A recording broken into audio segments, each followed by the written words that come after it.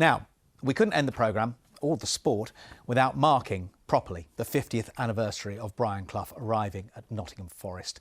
He, of course, transformed a second division club into a European powerhouse, and the Clough revolution remains one of the most remarkable managerial stories today, as Natalie Jackson reports.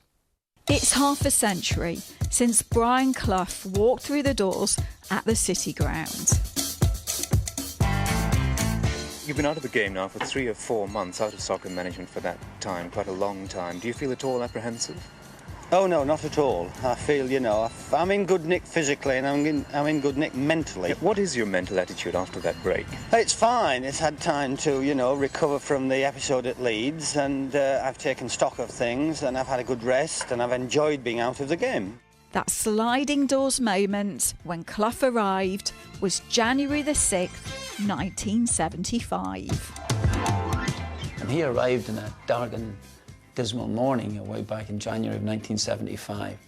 And for a number of players in the dressing room, younger players like myself, Tony Woodcock, Viv Anderson, John Robertson and Ian Boyer, he changed their lives. Forest were languishing in the second division, but in the space of a few years, he assembled a team and led them to unimaginable heights. The camaraderie you have between the players and the strength of feeling you have between the players is magnificent. You went out there knowing that you could beat anything that was out there. The speed at which he brought success to clubs, I don't think that's been equalled. I'm not saying for 1 minute that it was an overnight sensation. It wasn't, but we felt that something was going to happen when he arrived at the football club.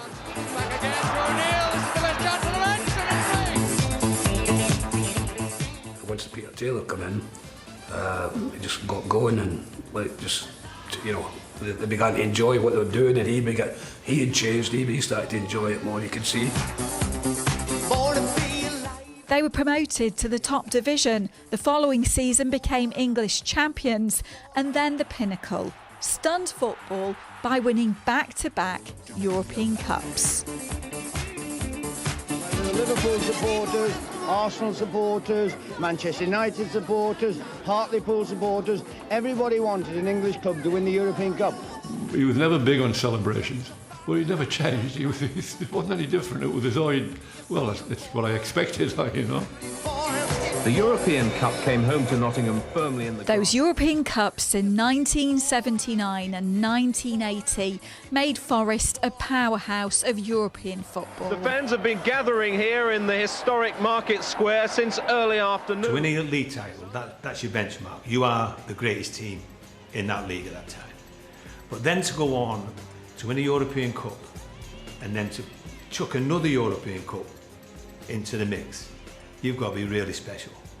And a lot of the players, or all the players, at this football club and the football club and the town, the city, they have a lot to thank Brian Clough for. Clough's charisma, persona and achievements securing him the status of one of the greatest football managers of all time. The game now is full of motivational coaches, psychologists and fitness coaches and all that kind of thing. He was all that in one. My guest tonight is Brian Clough. We talk about pop stars, Elvis Presley. I think Brian Clough comes into that category with football. I think his legacy is that there's only one Brian Clough and there'll never be another.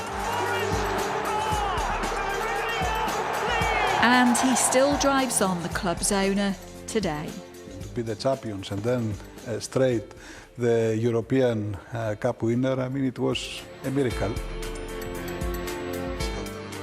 Dreams come true if you have faith, you work hard, and you are crazy enough to believe that you can do it. So, Brian Clough's legacy forever intertwined with Nottingham Forest. Natalie Jackson, BBC, East Midlands Today.